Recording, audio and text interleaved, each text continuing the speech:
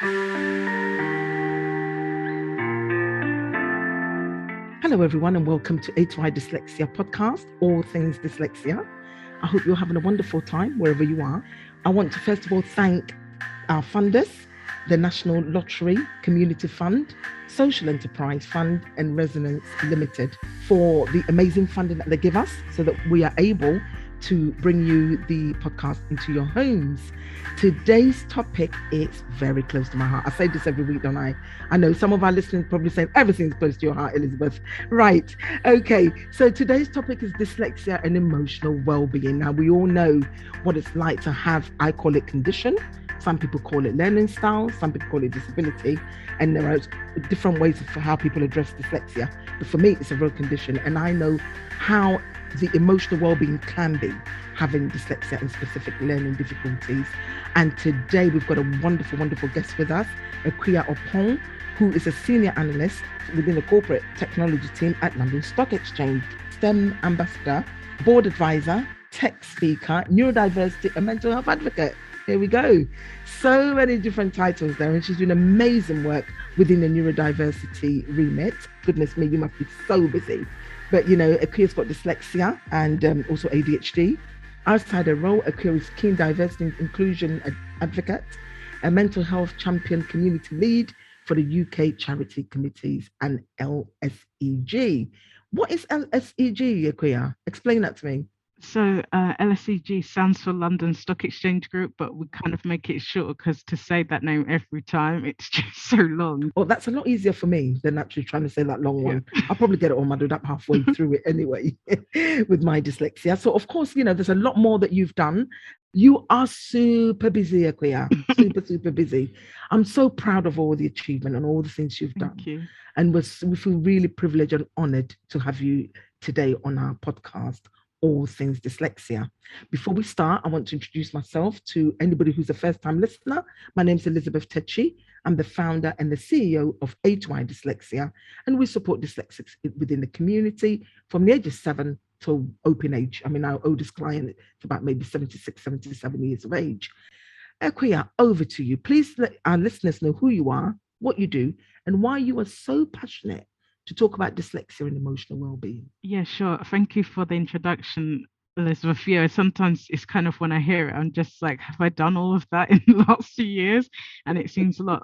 So in terms of what I do, so yes, I've worked at the London Stock Exchange for the last 3 years as a senior analyst. So it's in the corporate technology team under infrastructure and cloud bracket. Yes, I've been here for 3 years, but outside my day-to-day role, I'm part of the Women's Inspired Network as a community lead, mental health champion.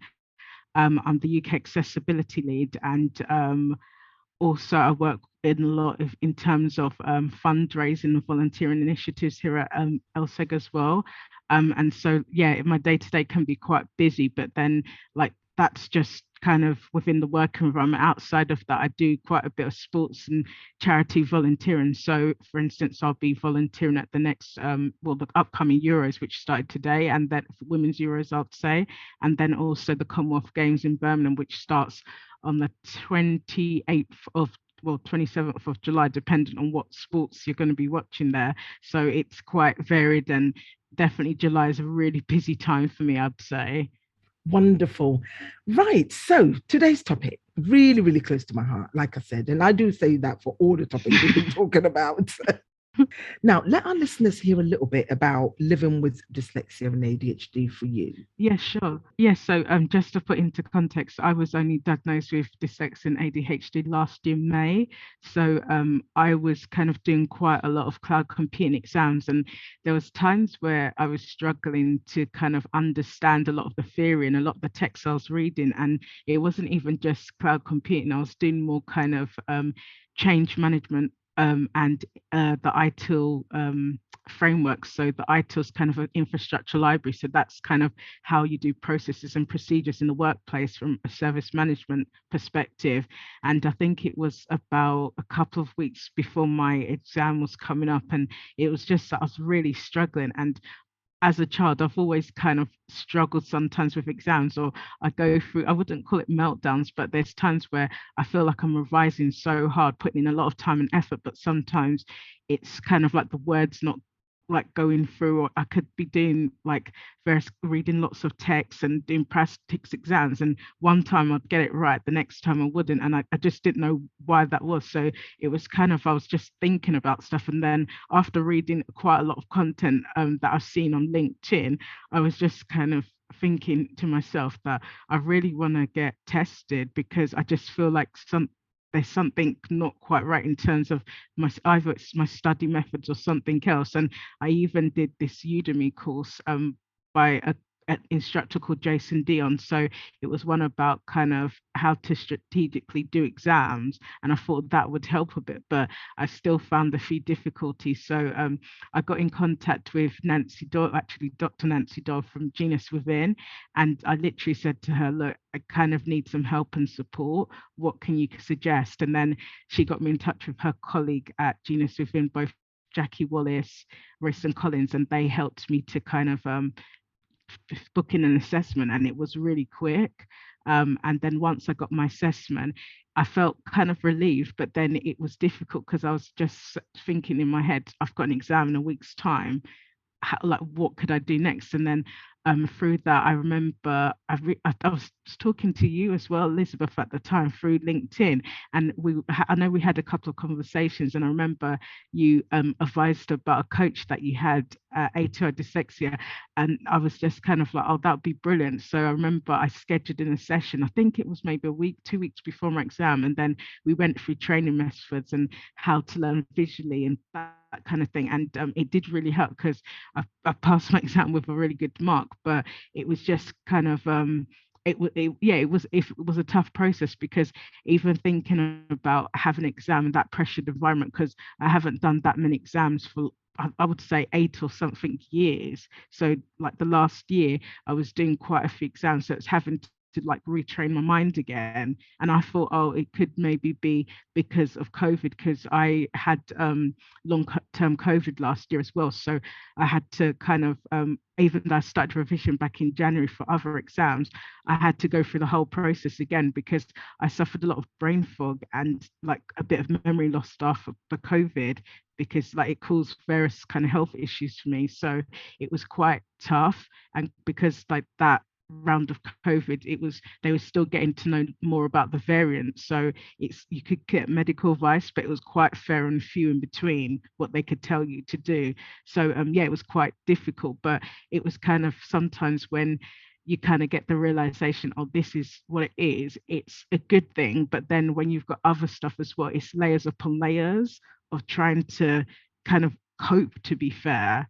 And then also in terms of the ADHD part, I kind of always knew that, because I don't want to say this and it sounds a bit unfair, but I've always been a bit of a dreamer or an explorer since I was a child.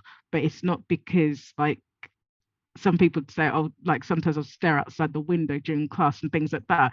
Sometimes, yes, my mind does wander, and like I can get easily distracted and fidgety, but it kind of all adds up into, it was because I had dyslexia and ADHD. But then I also feel like a bit disappointed why it wasn't picked up when I was younger, because the signs were clearly there. Yeah. Wow. So your typical day will be quite hectic, I take it. Yeah, no, it will. And the thing that's kind of surreal, it's kind of, I never would say no to things. I keep piling things on. But from what I'm reading, that's what some of ADHD does, to be fair. They want to do more, and sometimes you just don't have the capacity. But it's kind of like, I want to do this, I want to do that, because it's kind of bringing that variation into my work and also my personality style. So that's why I kind of say yes, even though sometimes in my head I'm like, no, where am I fitting this in? Mm-hmm. Yes. Wow. I mean, I know that feeling, to be honest with you. What you just And you're just like, are explained, you ever going to sleep? what you just explained, so me. And I'll Yeah. be go, go, go, go, go. And then like till it gets to a point when, if actually looking back, I'm actually really exhausted, but I can still keep going. you know. Yeah. And then of course it has this, effect, isn't it? And in the end, it has a toll on you. And if you don't really sort of stop, things can get overwhelming. And I know I've been there before. Yeah. And now I do learn to take one day at a time, Yeah. and that's why I said to you that dyslexia and well-being, it's really close to my heart, because Yeah. I do say no. Can you? No, actually, I can't do it. I do say no, I Yeah. can't. When friends are even going out, socializing, Yeah. if I don't want to go, I'll say no. Whilst before I feel a bit guilty to say Yeah. no. Yeah. When the workload is coming in, not now. I'll do it when I've got sound mind, because I don't know about you, yeah. But when my brain is overworked, I tend to make a lot of mistakes. Yeah, 100%. Yeah. So it's best I stop and recharge Yeah. again. Yeah. Next time Yeah. round. Wonderful. Thank you so much for that wonderful answer. As you were speaking, I thought, that's me, that's me, that's me. Everything you're saying there. I know it resonates all the time. People are like, I do that kind of, yeah. Wonderful, great stuff. Now, let me move on to the next question. How do we take care of our emotional well-being? How do we do that? I know you're a mental health advocate, so surely Yeah. in your personal life and training and things, Mm. how do we actually do that as dyslexic people or people who are neurodiverse? I've just got to be honest with it and say that just after recently having like taken time off work because of it, and it wasn't, and the thing is, what I want to be clear about, I'm just not saying that, oh, everyone when it gets to a certain point, let's take a mental health break, but people forget about it. That's why we have certain days such as World Mental Health Day, Mental Health Awareness, that was back in May, because it is so important to just take good care of yourself, because at the end of the day, and this is one thing that like my coach and a few people have drilled into me recently, it's kind of like Rome wasn't built in a day. And the thing is, if you're burning out and like you're so tired, exhausted, if anything happens, you're no good to anyone else anyway, because if you can't help yourself, how can you help others? And sometimes one thing that I've learned over time is self-care is definitely not being selfish. And that's like a quote that I keep sometimes on a picture on my phone, and it's the truth, because sometimes we go through going, yes, we have to help, whether it's someone at work, have to help a family member, have to help a friend, but it's kind of like sometimes you need to stop, pause, and think, okay, what about me in this instance? How am I actually helping myself? And it's kind of I try to now take kind of self-care days, like even one day a week. And I sometimes have like Fridays a bit of a cheat day, so I could eat whatever I want basically through the whole day. No, because and then I'm just like, oh, I'll worry about it later. But it's the honest truth, because I feel that if you don't kind of get into the habit now as kind of putting in self-care, it gets harder as you get older. And the thing is as well, I think even in my teenage years, maybe even as a young adult, I never actually valued enough of sometimes just taking that step back and going, no, I'm going to have my own day. And even when I say self-care day, sometimes it does generally mean having a day by yourself, so like no other distractions, etc. And it's not like kids and dogs and that kind of thing. I don't mean like distractions like that, but just mean that sometimes even just take half of the day where you do something really nice, like run a nice hot bath, like have candles, have the music you like, and it does really help, because that point you give your mind time and space to rest. And I learned that even like through when I had COVID a few times, because the fact is, even when had COVID, I think the first time I tried to work and then I was doing my same normal hours, and then I got so burnt out. And even at one time, my manager was just like, "We'll disable your account," because he was like, "Why are you even working?" And then the second time I got it, I worked every single day and never even took a day off. And then afterwards, 2 weeks later, I just like plateaued where I was so exhausted. So it's kind of like you don't want it to get to a point where your body's then fighting infection and things like that. And that's just because you didn't pause. Because I know sometimes we want to build up a wall and say we're so resilient, we're strong, but also just saying, you know what, I hold my hands up, I need a bit of help and support. That's not you being vulnerable, that's you being honest. Yes, Because yes. if you don't do that, it's like no one's going to tell you like when your body's ready to like plateau or anything like that. It's only you that can look within and go like, look, I'm not feeling great, something needs to be done. Yes. And I remember like yeah, I just remember like there was the quote, and originally I thought it was Maya Angelou, but just double checking it, it was by Layla Delilah, and it's self-care is how you take your power back. Mhm. And I think it's so true because it's kind of like one thing to learn is over time, when you think positively and things like that, it manifests in the individual itself. Yes. And also, like as I was saying, like having that self-care element, and kind of like as my coach keeps always saying to me, stand in your power, stand in your power, is so true. And I always remember that. And even that's why in my LinkedIn profile it's actually got the superhero pose, because it's not to say I'm invincible, but it's just kind of to say that, you know what, like we may have flaws and all, but this is me standing in my power. Yes. And so it's so key to me as an individual. That's why I keep it on then. It's not rather like a headshot or something, because it always like is sometimes a daily reminder. Like when I go on LinkedIn on my phone, I'm like, okay. And then when I feel myself like faltering or going through burnouts, etc., then I'm kind of like, okay, this is what you need to do, Of course. and have those reminders. And one thing I've done for self-care as well is daily journaling. So I write every morning, and before I go to bed, so I start off with 3 things that I kind of want to get done, 3 things that I'm grateful for, and then do a daily affirmation. And then at the end of the day, I look at 3 things that were amazing that happened.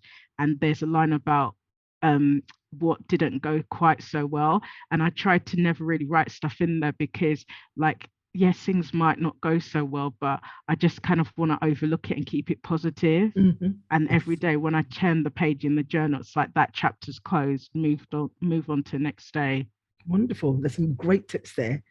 We do get, overworked and tired and burnt out and all the rest of the things that we go through. When you've got specific learning difficulties like dyslexia and all the others, for me, in my opinion, it can be overwhelming. Yeah. And this is why I've learned to say, no, not now. And this is why I've learned to say, actually, the candles and all that you were talking about, I will be doing those. And I have been doing those, And really, by 5 o'clock, we're done. I'm done. That's it. If anybody rings after 5, I'm not there. It can wait till the next day. And if you can't, you send an email. And that email will be responded in the morning to do with work. And I've applied that in my home as well. I just make sure that I'm not overdoing it, because the mind is like a sponge and it can only take so much.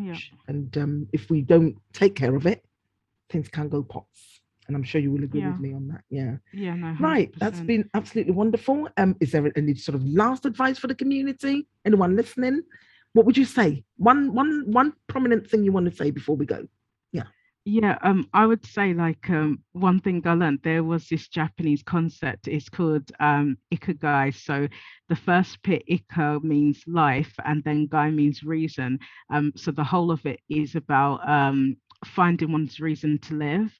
And when I mean that, it's kind of like you got to look at things like what you love doing, your passion, your mission, professional vocation. So every day, anything that you kind of work towards, just think, what is my common goal, what is my purpose?